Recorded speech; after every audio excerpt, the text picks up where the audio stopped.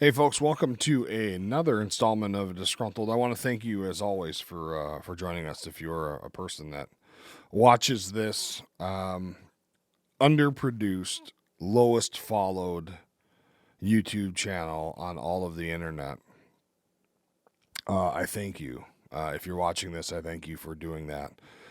If you are a person, excuse me, that watches most of these videos or has watched a few of them or whatever, please consider dropping us a like and a subscribe. Here at Three Clicks Media, we have a whole lot of things that we want to do to further the narrative of veterans in our communities around our country, but we got to build it.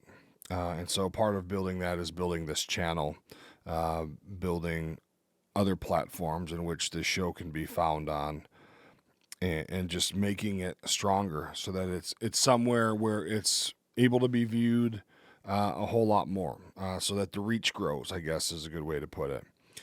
So those things help us out tremendously. So if you wouldn't mind and you enjoy the content, please do that. We would really appreciate it. And kind of today, there was a lot of things that I mean, I have a bulleted list of 4 or 5 different topics that I had put together to decide on which one to do a show on today, and I kind of just let it be because as I was doing the research for the show and my other show over on Rumble, the Richard Leonard Show, I'm starting to see this pattern. Like there's this shift that seems to be happening, and I have some ideas about why, but I think it's very peculiar, and I think that I'd like to think that I'm not the only one that notices it. Right? For example, there seems to be this huge new initiative and PR push by the United States Army. It wasn't too long ago that military recruiting commercials and other materials were covered with trannies who hated their wieners, or women who wanted to have the hated wieners put on their body and go through all these transformations and all this other stuff, or having already transitioned trans people as the spokesperson. The front cover, we made commercials about it. It was in print. It was on the internet. It was everywhere. And we never, if you're old enough to remember the Be All You Can Be in the Army, those commercials where they had intense G.I. Joe like music, and it showed these dudes jumping in mud and running through the jungles, and just to do training and all that other stuff. That was a pretty remarkable PR push back then. I can remember being a kid and thinking to myself, "This is awesome. This is what I want to do." And it wasn't until I became like a preteen and I was like, "Yeah, nah, I don't know if I want to do that." And then I obviously came back to it later on in life as I started to have to figure shit out for myself. Weird how that happens. And so now we're starting to see new commercials, especially United States Army commercials with good down home people, men and women, farmers, blue collar folks, hardworking people who want to join the military to protect these things that they see and touch and feel and go to every day. And it's interesting, then I saw this picture, this advertisement picture, and I wish I would have taken a screenshot of it because it was pretty awesome. It showed a picture of a farm, and below it a picture of some semis going down the highway, and then below that, a picture of a soldier. And then these pictures read, "If you ate today, thank a farmer. If you ate at home today, thank a trucker," meaning these guys are bringing things all over the country for us to be able to find them, buy them, and bring them home and consume them. And then the last one said, "If you were free today, thank a veteran." I thought, wow, that's a pretty cool meme, if you want to call it that. And these are all things, in my opinion, that we wouldn't have seen. We wouldn't have seen 5, 6, 7 months ago, maybe. And so then, as you keep perusing through stuff and having conversations, and then you find the real bullshit out there, right? We talk a lot about how shitty the government is, what they could do better. There's not a whole lot of successes that we're able to point out. And just when you think that you're on the precipice of being more positive, doing things that are going to make a difference, that are going to strengthen our forces, that are going to bring people in, good people in, that are going to focus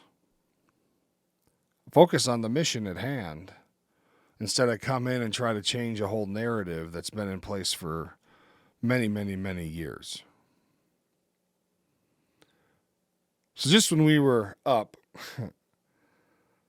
there's some other crap that goes down. And so I want to share this article with you. And it doesn't really have any significance other than to try to prove a point about how we are so distracted, how easily our leadership is so distracted away from things that could be helping you, helping me, helping our families, helping our friends, helping our communities. Because all these things that we see and that we hear and that we read, they're all happening on the clock for the most part. When we're talking about members of Congress or senators or anybody in government, these stories that we find and then form discussions around, these are all happening on the clock. And it seems to me that our government officials are very easily distracted. And even sometimes, if the things that are distracting them, that they go off on a goat trail, right? From the main mission is here, but we're gonna delve off here for a few minutes to address this issue. Even if that side issue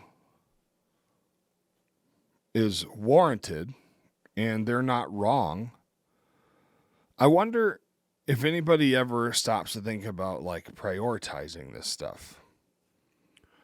And so then you get the, in this case that we're going to talk about, this article, the accused, they start to holler about how they're under a political attack from the other side of the aisle and this, and maybe that's true. Maybe that's true. But is it really something that we need to be addressing right now? And maybe you're going to ask, well, if not now, Richard, when is a good time? And I don't have a good answer for that. But I know that at this point of the year, this point of the season, the cycle, there's a lot of things to be talking about and a lot of things to be maybe trying to affect change on instead of some medals. And so let's take a look at this here. Maybe it's just better that we take a look at it, and then I don't have to try to like think of this this huge unveiling that's going to be super cool. But here's the article. A congressman accuses the Army of a political attack over his combat badge.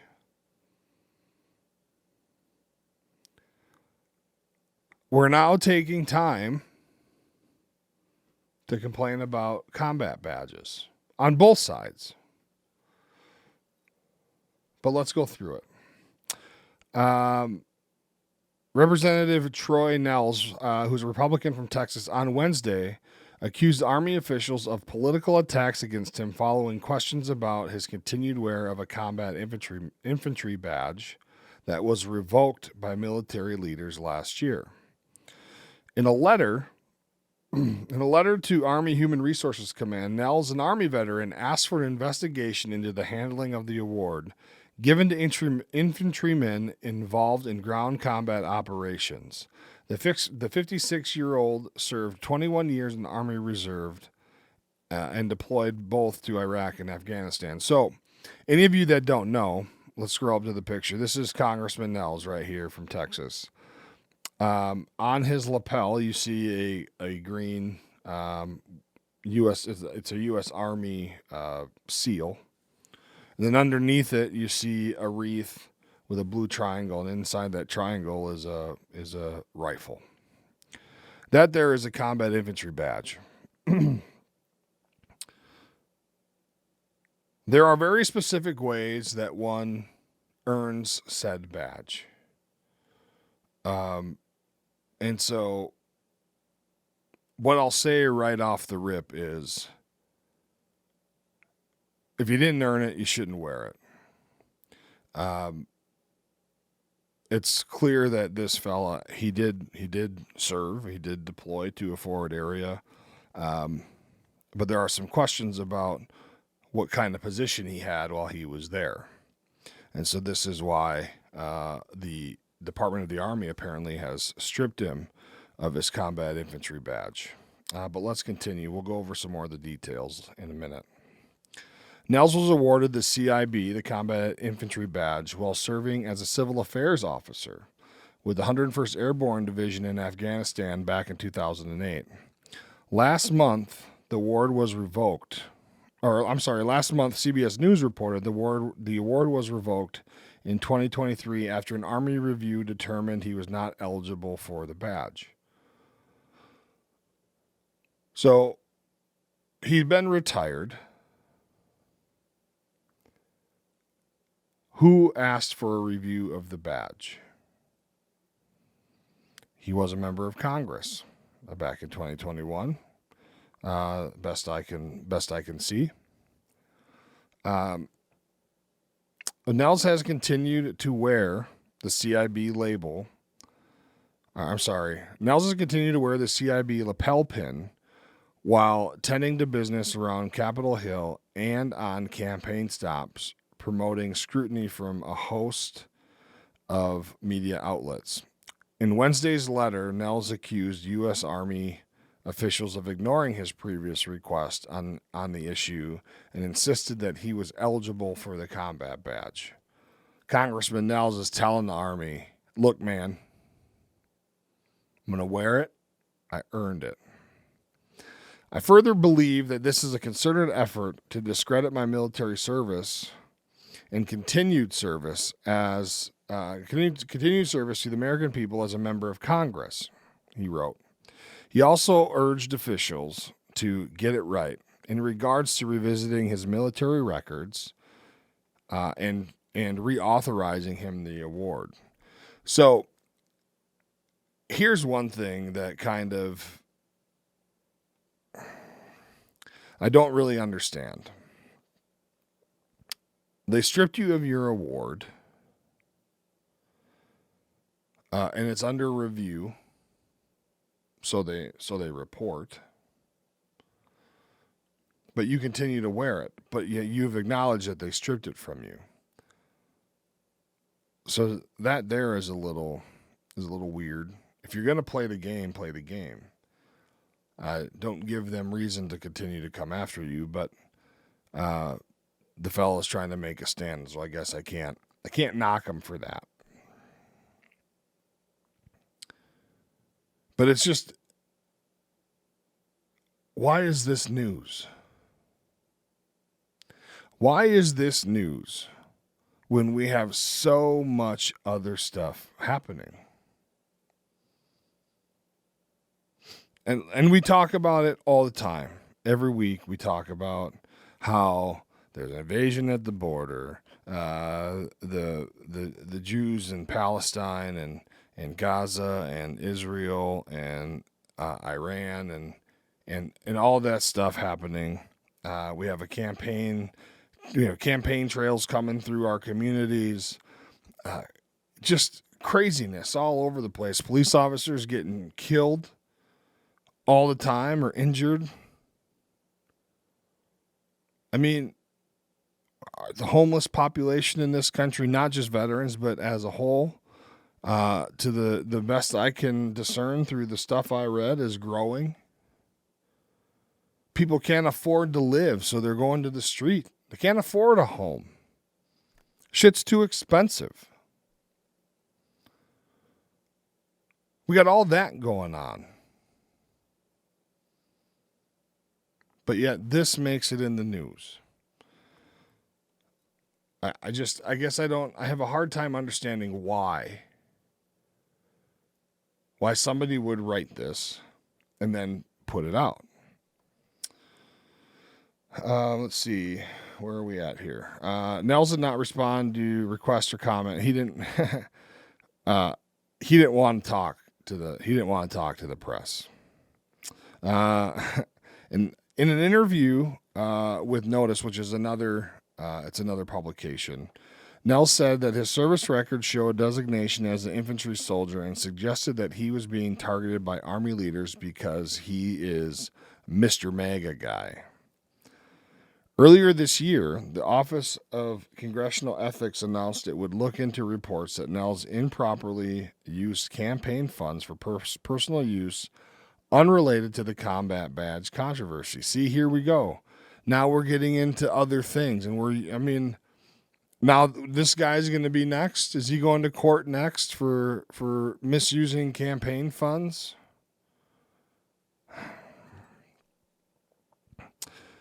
Nels' congressional website says he earned two Bronze Stars during his time in the service, but CBS News also reported that only one of those awards is in his official military record, and he retired at the rank of major in 2009. Well then, it seems like there's some information missing. And so here's the truth. As far as the regulation goes that I know, right from the Army book, you must be holding an infantry slot in your unit, whether it is enlisted or an officer. Not just have the MOS. You must also be in combat, being fired upon, return fire, and engage in ground combat. That's the way I understand that you need to earn. Those are things that need to happen for you to earn that badge on your chest. Now, if all those things happen and you are not in an infantry slot and you do not have the infantry MOS, you get what's called a combat action badge, which is the half wreath with a bayonet and a grenade. It's their way of giving a combat service award to folks who are not infantry, which is a great thing because it wasn't just the infantrymen that were in combat in the last 22-year war. There was a lot of people in combat, and so it was a great thing when the Army put that award out, because then it helped people feel validated about the job that they did. Maybe. I don't know. I think it was a good thing. You should be recognized. Going to a forward area, putting on all that effing gear, conducting a mission, whatever it may be, in said forward area, and then having to fight for your life with guns, grenades, rockets, machine guns, calling in air support to drop bombs or shoot Hellfire missiles, or an A-10 gunship with the Sky Farts, a 30 millimeter cannon. That's a hell of a ride. It is a hell of a ride. And so I believe that should that have happened and you were in that scenario or something like it, you should have something to show for it. You should take pride in that.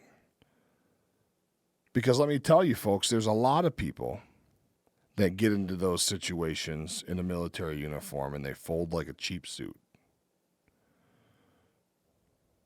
They hide. They get back into the armored vehicle where they're going to be a lot more safe. I don't think it happens very often, but I'm sure that it happens. I've heard stories of it happening. And so, for those who have been actively engaged in combat and had to destroy an enemy,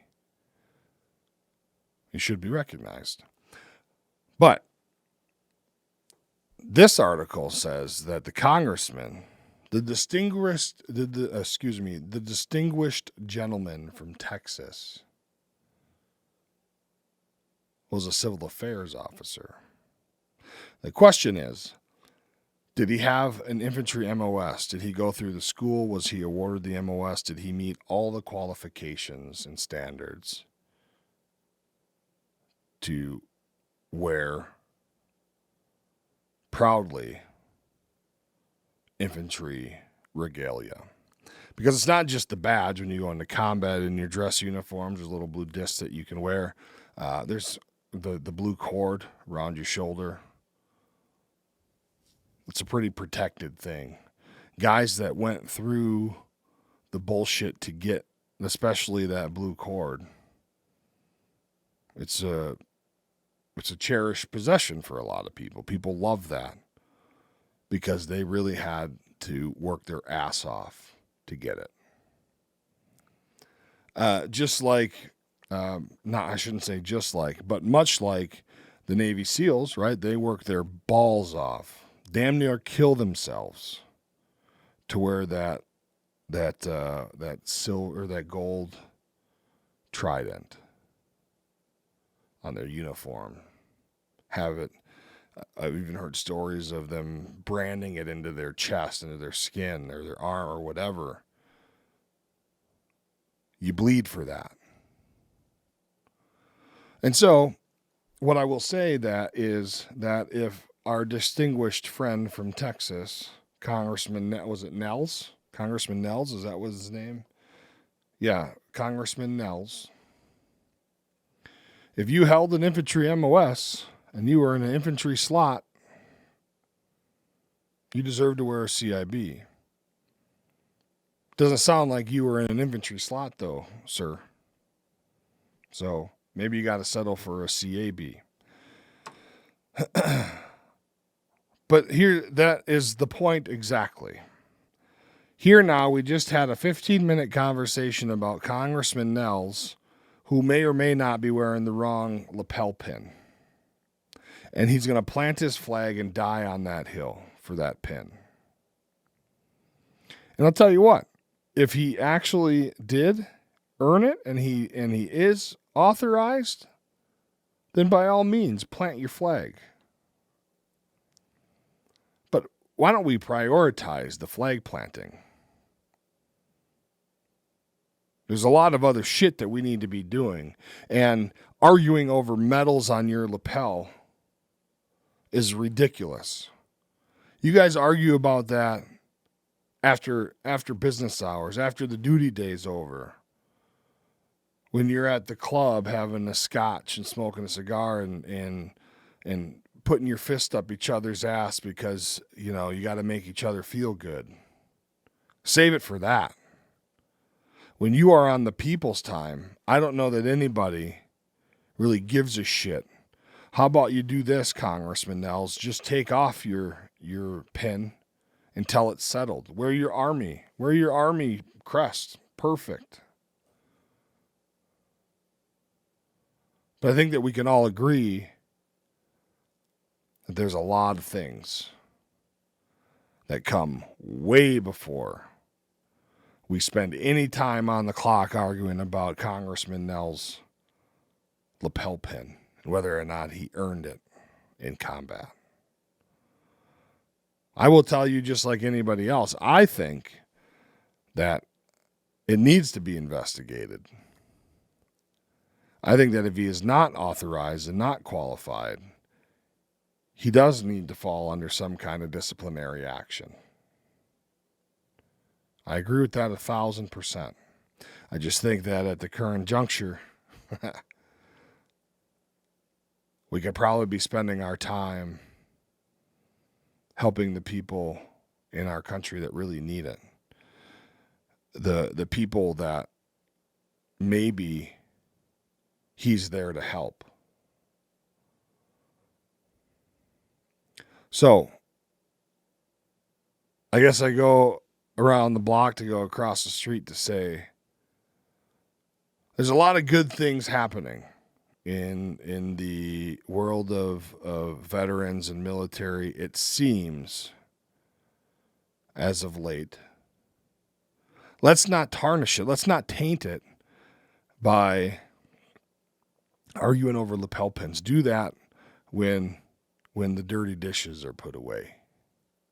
Do that when the yard's been mowed. Do that when the homeless people have a place to sleep. Do that when the invasion of our country is under control.